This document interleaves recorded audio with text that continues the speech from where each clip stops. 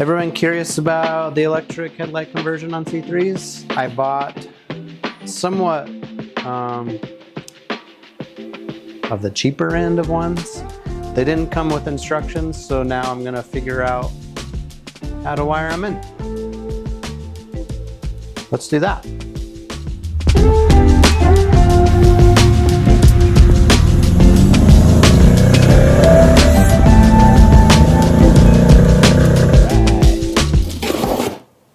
Mail came. Let's see what we got. We have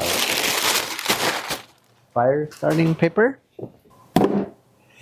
Let's see, we have, these are headlight kits.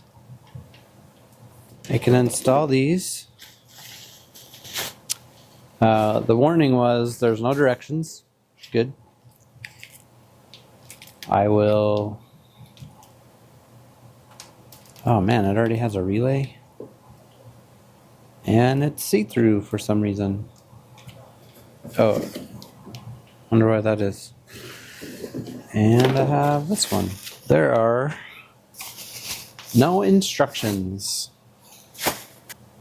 Probably should put these in. Time to do some install. Fun. This will be awesome. Luckily for me, there are no instructions to this. So I don't know. I think I need to cut this out so it matches this.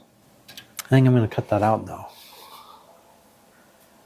I've read that people had to cut something out. Looks pretty straightforward that I need to cut this out, is what I would say. Not sure why. Hope that doesn't ruin the entire support though.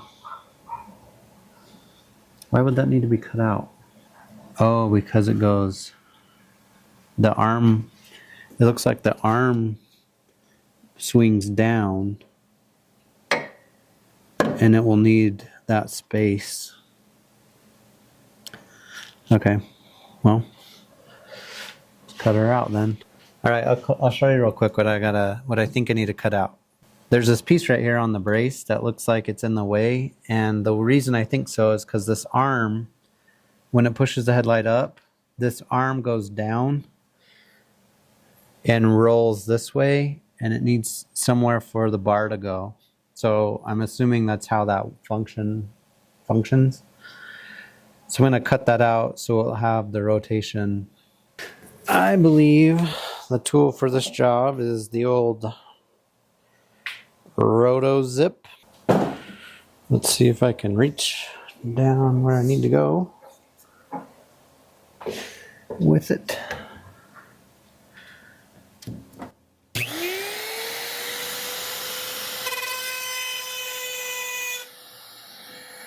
Oh.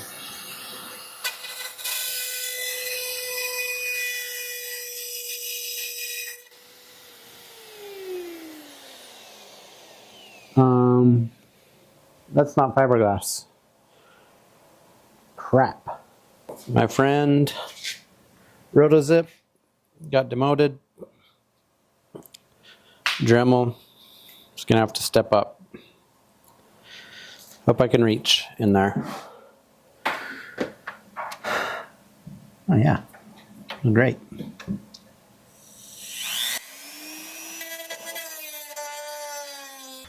Dremel for the win. Let's see. I haven't put this in a harness yet. It's good. So, let's see how many wires I can cut. I'm gonna cut all of those, I bet.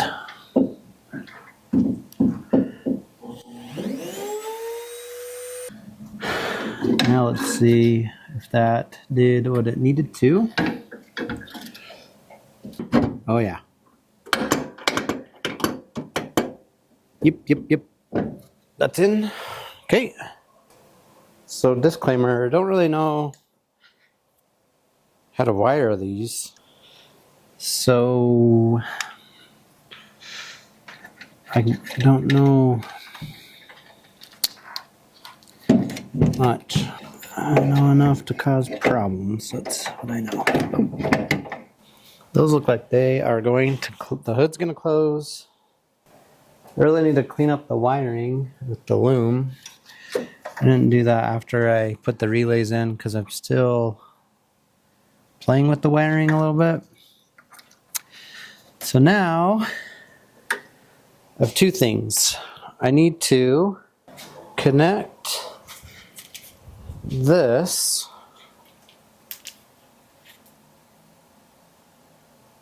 to the lights. Okay. And I need to connect the lights with all of these parts that went flying. I now have them bolted in. And man, that's so close. I have them bolted in. And this is the first time I've seen them down since the car's been painted. Pretty cool. Pretty excited for that. Now they just bolt in after I cut the piece off, bolted them in, put the pin through. There's this bar right here that you can twist, and it levels the plates. And then this, just like on any Corvette motor, there's a twisty thing down at the bottom that you can turn and raise the lights by hand if your power goes out. So it's like an emergency switch. It looks like there's a screw, Phillips screw there, plastic, that does some function. Now it's time to see if I can get them wired together. For the wiring portion, there are 3 wires that I need to worry about. This must be some type of positive, so I'm going to run this up to a fuse on the constant power.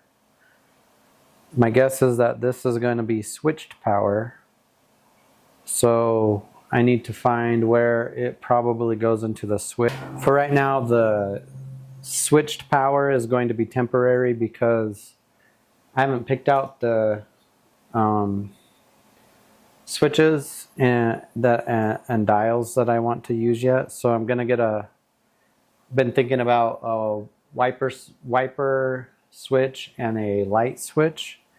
Light switches for Corvettes are a little bit different because I want to be able to raise the lights without turning the lights on. So if I have to change a light bulb or something. So I got to think about that. But for now, I'm just going to tap it into who knows where. Probably on the foot switch, because I got to change that out. So that might be a twofer. And then I'll just run this to ground. And we'll see how that goes. This is a little complicated because there's no direction. This blue wire feeds the relay, telling the relay, hey, turn on the lights or raise the lights. So I need this wire to be on when the lights turn on. For that, is that correct? Yeah. For that, I have 2 things. I don't know if you can see this. So for this, I have 2, I probably have more than that, but I have 2 quick options. This is the switch for the headlights. This is not going to be my regular switch, but it is my temporary switch until I figure out the dashboard. This yellow wire on the back of the switch is powered when the lights are on, either in high or low beam. So it's when they're on, it is a constant power. So I traced that switch to the foot switch, and then I don't know if you can hear that, it's beeping. Up to 75, it might be up to 76 or even 77, there was a floor switch in Corvettes. So the floor switch has this yellow wire. This gray wire is low beam, and the green wires are high beam. So power will come into here, and then the switch either sends it out to single or high beam. So what I'm going to do is I'm going to put a blade on the end of this and poke it into the yellow wire right here, and that should fulfill the requirement for powering the relay, signaling for the lights to go up. And then we'll do the red wire. So let me do that real quick, and then I'll do the red wire. All right, the red wire I ran through the firewall back over up there, the original hole, and I extended it and connected it to a yellow wire just so I could distinguish from all of these red wires I'm using. And now I'm putting a 15 amp fuse in here. It's because what the system has an inline fuse, and it's 15 also, so I'm just going to double that. There. One of these was loose. So now I need to connect the ground. There are 2 of these vacuum regulators that sit up under here, and I took those out, and that's where I put that's where I bolted the relay in one of the holes there, so I don't have to make a new hole. Okay, I got the ground on. I'm not particularly happy with the wire situation. I could probably come down. Here's the first test. And I wired these so they should be able to come on with the car off. Oh, you know what? The fuse is not in. Put a fuse in right there. Oh, Billy Goat fuse. Okay. I think the lights probably turned on, didn't they? Oh, wow. And oh, I don't have the springs in. So we'll see how this goes. I don't have the springs in. Whoops.